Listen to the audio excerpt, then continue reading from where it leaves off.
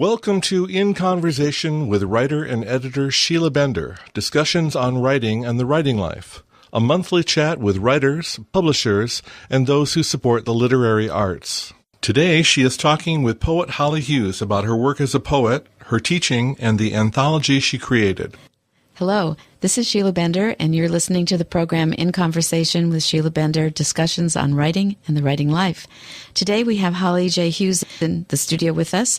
She is the author of Sailing by Ravens from the University of Alaska Press, 2014, co-author of The Pen and the Bell, Mindful Writing in a Busy World from Skinner House Press in 2012.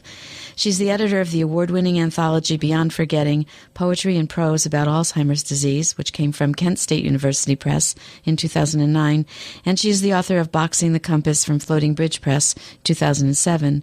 About her collection of poems, Sailing by Ravens, former Alaska Writer Laureate Nancy Lord writes, Holly Hughes has found all her compass points in mapping this world with great intelligence, compassion, and meaning. She is a graduate of the Rainier Writing Workshop MFA program at Pacific Lutheran University and a recipient of a Washington State Artist Trust Fellowship and residencies at Hedgebrook, Centrum, and the Vermont Studio Center. She teaches writing at Edmonds Community College, where she directs the Convergence Writers Series and received the Excellence in Education Award in 2012. She has spent over 30 summers working on the water in Alaska in a variety of roles, including commercial fishing for salmon, skippering a 65-foot schooner, and more recently working as a naturalist on ships. Welcome, Holly. It's nice to have you today in the studio. Thank you, Sheila. It's a pleasure to be here. Reading your bio once again, I can see how your work in Alaska has influenced your poetry collections and your subject matter. And I wonder if we might start just by hearing a little bit about that. Did you write before you went to Alaska? Did you begin writing during and after? How does that all work for you? It's a good question. I've always loved writing. I've always used writing as a way to sort of process what was going on in my life. And during my years of fishing, there was a lot of time where we would just be hanging out and I had time to write. So my fishing journals are, a couple inches thick. So I was doing a lot of writing during that time. And it also was a great opportunity to really establish a daily practice of writing, partly because I needed that. I needed that way to check in. It really kind of grounded me, if you could be grounded at sea. That's a good point. Why did you go to the waters of Alaska? What brought you there? Oh, it's a complicated story. I graduated from college and I wanted adventure, and I'd always been in love, been intrigued by Alaska. And I went up to make money for graduate school. I went up and worked in a cannery, and at the end of the summer, my college sweetheart and I, we'd gone up together. We ended up buying a fishing boat and deciding to fish instead of going back to graduate school, to the surprise and chagrin of our parents, of course. Absolutely. So you had a lot of adventures on the water. We did. How did that directly influence, do you think, your writing poetry? Did you comb the journals or just had that practice and were able to incorporate navigation and mapping and fish and birds into your work? Well, I think just the interest in navigation, that really became a theme in writing poems. I mean, I write poems about other things too, but in working with those years, I love maps, I love navigation, and I love the metaphors inherent in both of them. And so some of it was going back to journals. In fact, I can read you a poem that really came right out of my fishing log. And then others was some research, it gave me a great excuse to do some reading. That's great. Thank you. Yeah. So this is called What the Sea Takes Gives Back. And it comes out of our gill netting days. We were gill netting for salmon. And I would literally keep a log of what we caught. What the sea takes gives back. One day's catch, recorded in the log. 40 sockeye, 15 chums, 7 cohos, a white king. A receipt book, yellow pages thick as an accordion. A plastic Joy soap bottle, 1 tennis shoe left, its tongue swollen. What we keep, what we toss. The day I dropped the fish pick overboard, watched it sink out of sight. Next set, fetched up by the net. The night the storm petrel skittered down on deck, rode with us across the Gulf, then flew. What the sea takes, gives back. The fisherman, gone overboard, found the next morning boat adrift, tangled in his net. Oh, Holly, I have chills listening to that. Thank you, Sheila. You certainly took me to those waters and to a life there and all that you see. How long has it been since you had that life, since you were fishing in Alaska? It's been decades since I've been fishing. I continue, as you mentioned, I continue to go up to Alaska every season. I would miss it too much if I didn't. I mean, it really does get in your blood.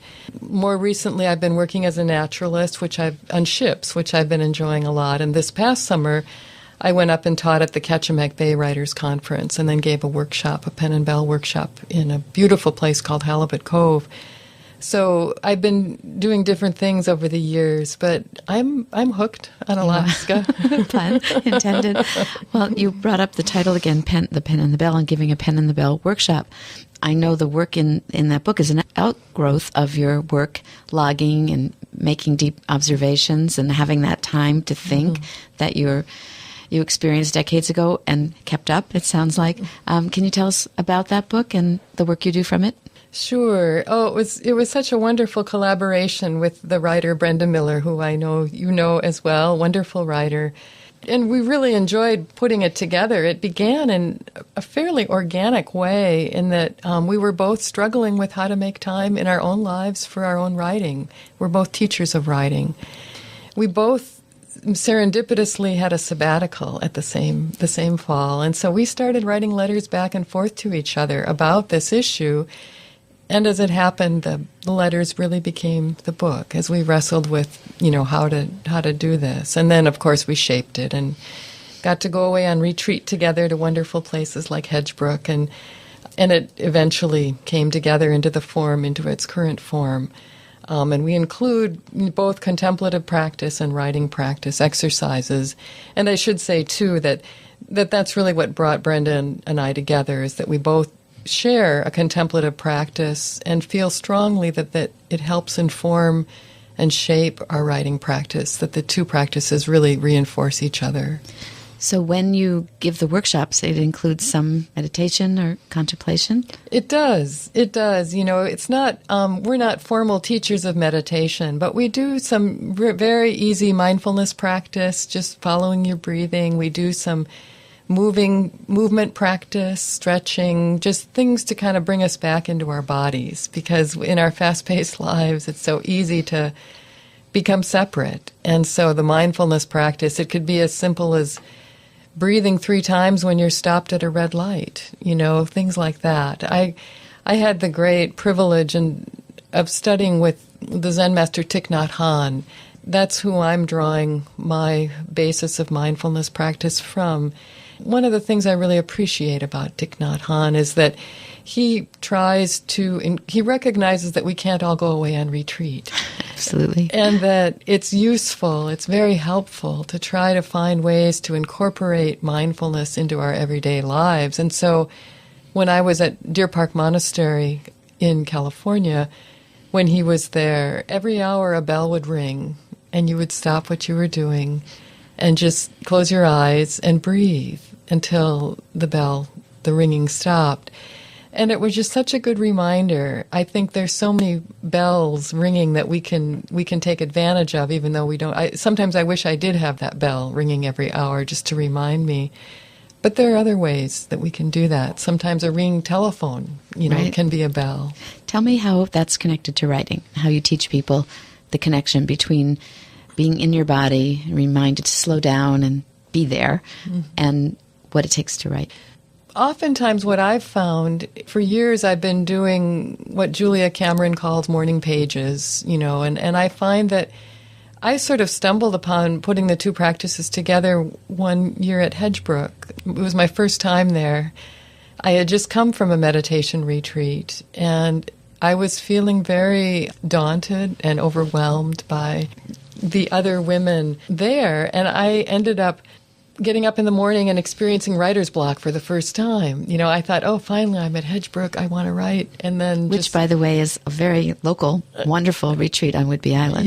Yes. And so I did what I knew how to do. I just come from a meditation retreat, so I got my cushion and went to the window and sat, and then I went to my desk and I wrote about what I saw outside my window, and I just used that as a starting point. But it just settled me. Sometimes I find when I do that, I continue to do that, I find that an image will perhaps surface that I wasn't aware of, or an emotion. I'll get in touch with an emotion I've been suppressing. So the combination, I think, of mindfulness is that you can move more quickly to those more authentic emotions. You don't have to go through, as Stanley Kunitz, the wonderful poet, said, live in the layers, not in the litter. And I think for me, mindfulness allows me to move deeper into the layers. And our lives are full of so much litter, it's easy to be there instead. So it sounds like being in your body helps be in your writing. That's right. I believe that's true for me. Yeah. Excellent advice, I think. Yeah. You are listening to KPTZ 91.9 Port Townsend. In case you've just joined us, you are listening to In Conversation with Sheila Bender, discussions on writing and the writing life. Today, she is talking with poet Holly Hughes about her work as a poet, her teaching, and the anthology she created.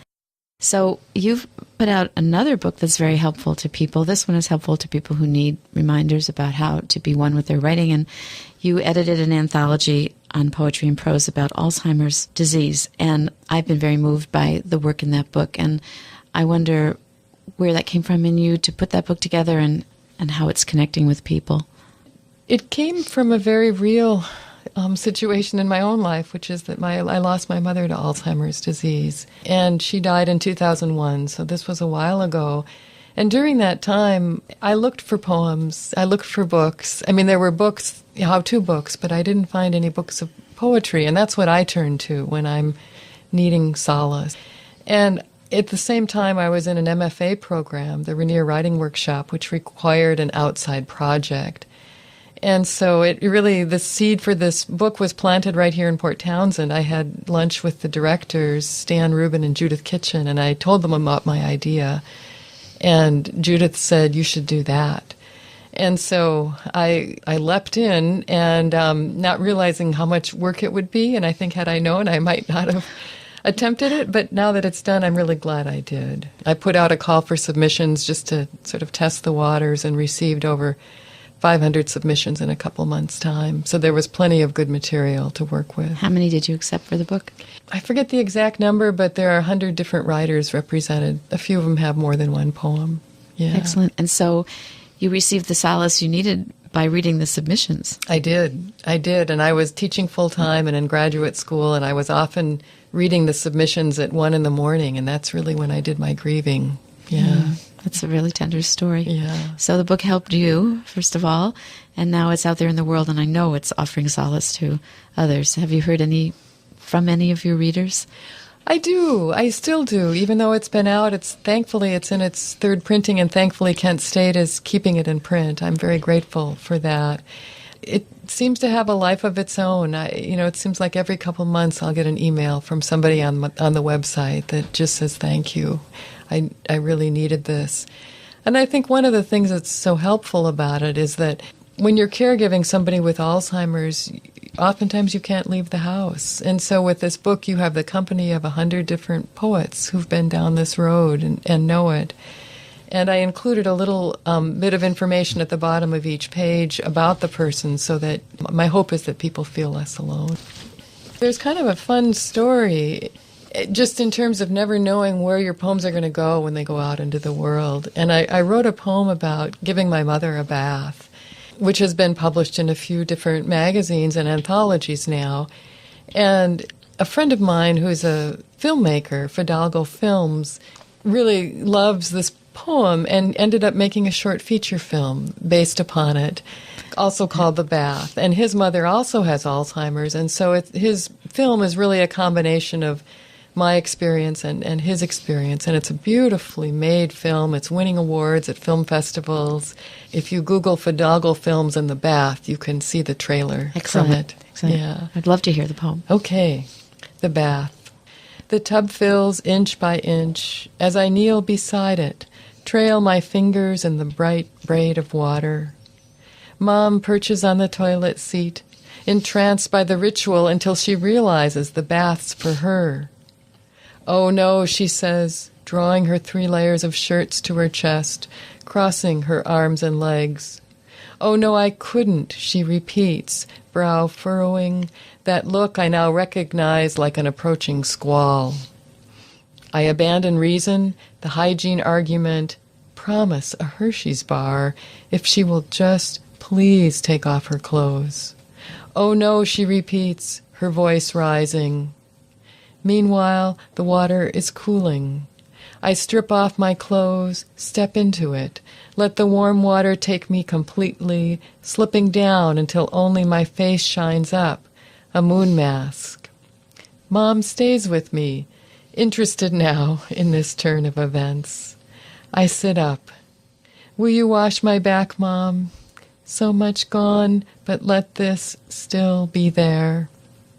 She bends over to dip the washcloth in the still warm water, squeezes it, lets it dribble down my back, leans over to rub the butter pad of soap, swiping each armpit, then rinses off the suds with long practiced strokes. I turn around to thank her, catch her smiling, lips pursed, humming, still a mother with a daughter whose back needs washing. Holly, I can barely speak. It's beautiful. Thank you, Sheila. It's taken me years to be able to read it without weeping. Well, we'll be in tears together here. I'll erase all those years. It's just beautiful. Thank you. Of course, I heard the word squall, approaching squall in there. Very influenced by your time on the boat, That's right. your time living in an area of the world where squalls come up. And it made me realize that in The Pen and the Bell, when you're talking about mindfulness, you also talk about your time on the water. Mm-hmm. Is there an excerpt you'd like to read from that? Sure. This is in the chapter, it's actually the very first chapter of the book called Sitting Down and Waking Up. And maybe I'll read the epigraph because it's Sam Green, a poet I greatly admire and have been influenced by, and it's from his book called The Grace of Necessity. "Except for paying attention, what else is continual prayer?" So Brenda and I are each writing about paying attention, and so this is my part in my response to Brenda's letter. Paying attention became a practice for me when I fished commercially for 8 years in Alaska.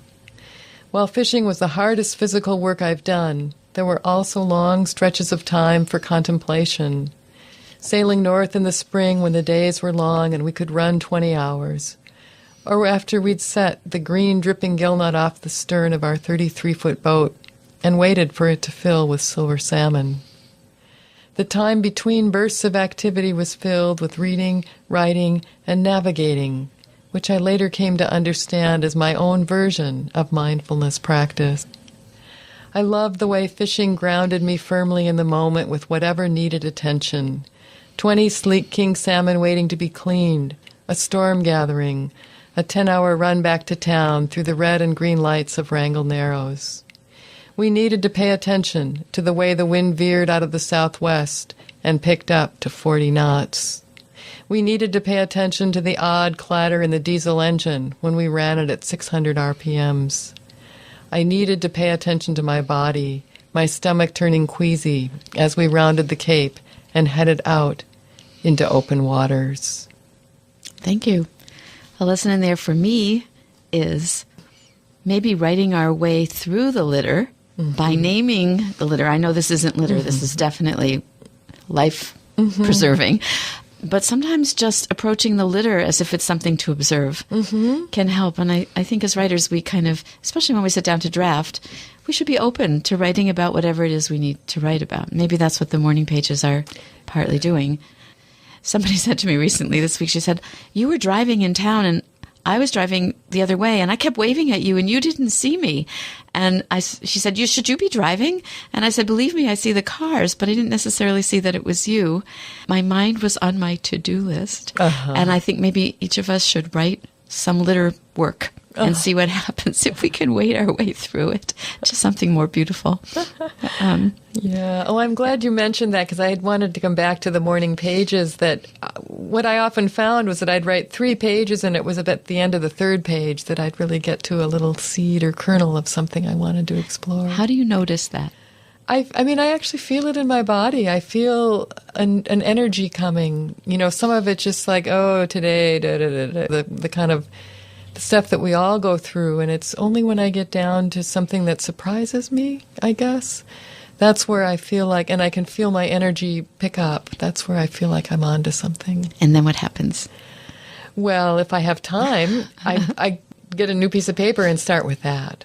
If I don't have time, in my journal, I'll mark it to come back to it and come back to it later. That's good. Do you think it takes practice for a writer to notice the thing you're saying you notice, which is that's where you're interested, that's where the energy is? Do you think people overlook their subject?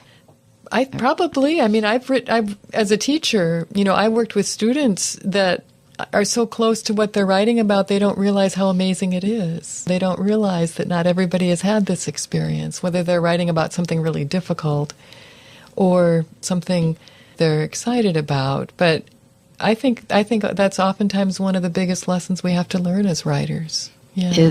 Can you say it succinctly, or even with many words, what that lesson is? Because I agree with you, it's a crucial lesson. I think just knowing when you're in. Annie Dillard has this metaphor in her book on writing about following the oar, the line of oar. And I think, we spend a lot of time trying to get to that line. And then once we get it, we need to recognize I think it has to do with trusting our intuition and abandoning what we think we should be writing about, and instead writing about what's meaningful to us personally, individually. I think that trusting ourselves, it can be a hard lesson to learn. And well said. And that trusting that feeling inside that, yeah, this interests me. This is something I want to explore. Yeah. No matter who thinks it wouldn't be important, whoever's sitting on my shoulder telling me I had to do something else. I'm thinking of the poet Richard Hugo in his book, Triggering Towns. You probably know this too. Says something about the poet being the truest cynic, meaning that no one thing is any more important or less important than anything else. So if the image of a spoon comes into your writing, it's just as important as the Atlantic Ocean. That we're not to judge the importance of the imagery and to accept what arrives. And that's a hard lesson for anyone who's been through school, where we've definitely been taught some things are more important than other things. Well, and again, I think as a teacher, one of the things I try the hardest to teach is students often want to write about big abstract ideas, love, of course, death. I mean, all the things that make us human, that we wrestle with each day, but that are only really can be revealed in concrete details and specific examples. And I have to keep reminding them of that. God is in the details. The poem is in the details. Right, and William Carlos Williams saying there is no intelligence but in things. In things, exactly. Yeah. Such a hard lesson. But as you said, if you come to your senses and take in through your senses, half the battle. What are some other teaching challenges? I teach at a community college, Edmonds Community College, but I also teach at local conferences.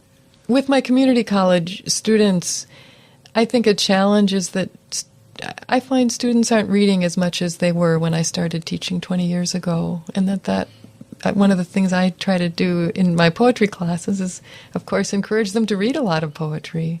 So that's a little bit of a challenge, but it's so rewarding, and I love getting to know my students through their poems, and many of them have challenging lives, and I think poetry really does become a wonderful outlet for them, and I'm gratified when I can see that happening. They probably have told you that they were surprised by what they wrote and how important it was to them. Because once that happens, you can't go back. That's right. Yeah. You're a friend of poetry forever. Whether you continue to write past that class, if you're the student or not, you're still a friend to poetry. I know that you've been through the Rainier Writers Workshop, and you mentioned it earlier, and it sounds to me like you were writing as a poet before you went to graduate school. Mm-hmm. So could you talk a little bit about what your choice was, why to go to school, and how that's influenced your career? That's a great question, Sheila. I was writing, but when you're teaching writing full-time, it was just squeezed in around the edges when I got everything else done, which of course never happened. Or I'd get up really early, or I'd ride on the ferry. I'd just, squeeze it in when I could. And I turned 50, and I realized I didn't have forever to finish some of these writing projects that I wanted to complete. And I needed the deadlines of a writing program, and it certainly gave me that. And it also allowed me to start prioritizing my writing, to make time for it even in the middle of a busy teaching day. And that's really why Brenda and I wrote The Pen and the Bell, too. So it gave me that, and I think the thing it gave me that I didn't expect, but I'm so grateful for, is a sense of a writing community, other writers who I met in the program, both faculty and students, who I continue to be in close touch with, share work, celebrate joys, celebrate frustrations. So that's been a wonderful gift that program has given me, as well as the very concrete deadlines. And I think I just want to thank both Stan and Judith for putting together a really thoughtful program that recognized that many of their students are adults and have full working lives, and really tried to design a program that would meet their needs. And in my case, it certainly did. And also putting together a really terrific faculty, too. And so Sailing by Ravens, your newest poetry collection, came out during or after you were in graduate school? It was my thesis, actually. The chapbook that was published by Floating Bridge Press, Boxing the Compass, was my graduate thesis. And then I continued to work on poems, writing more, so that this is a full-length collection. So it encompasses some of the poems from Boxing the Compass. Wonderful. Yeah. That's wonderful to know. Yeah. So as people want to check into your work further, tell us a website they can consult. Oh, thank you for asking. My website is hollyjhughes.com, my name.com. And then you can also go to the Pen and Bell website, which is just penandbell.com. And there's a website for Beyond Forgetting. But if you go to my website, you'll find a link to all the other websites as well. Excellent. So, and I imagine that you post your upcoming workshops. And I do. Good. I do. And so people can stay up to date and catch you when you're in town, or if they're in one of the towns or states that you're in. Anything else you'd like to tell us before we close our interview today? Well, I guess just since we're in Port Townsend doing this interview, I'm just so grateful to live in this community, speaking of writing communities, where there are so many wonderful writers whom I admire: Tom J., Tim McNulty, Adrienne Harun, Peter and Anna Quinn, who are doing wonderful things with the Writers' Workshop and the imprint bookstore. And then, of course, you, Sheila, as well, with Writing It Real. So it's a wonderful community to be a part of, and I'm grateful for the chance to have this interview with you. Thank you. Thank you very much. Thanks for joining us today. Thank you. In Conversation is produced by Sheila Bender and edited by Charlie Fleischman. Production coordinator is Mike Schlexer. Announcer is Kurt Vanderslice.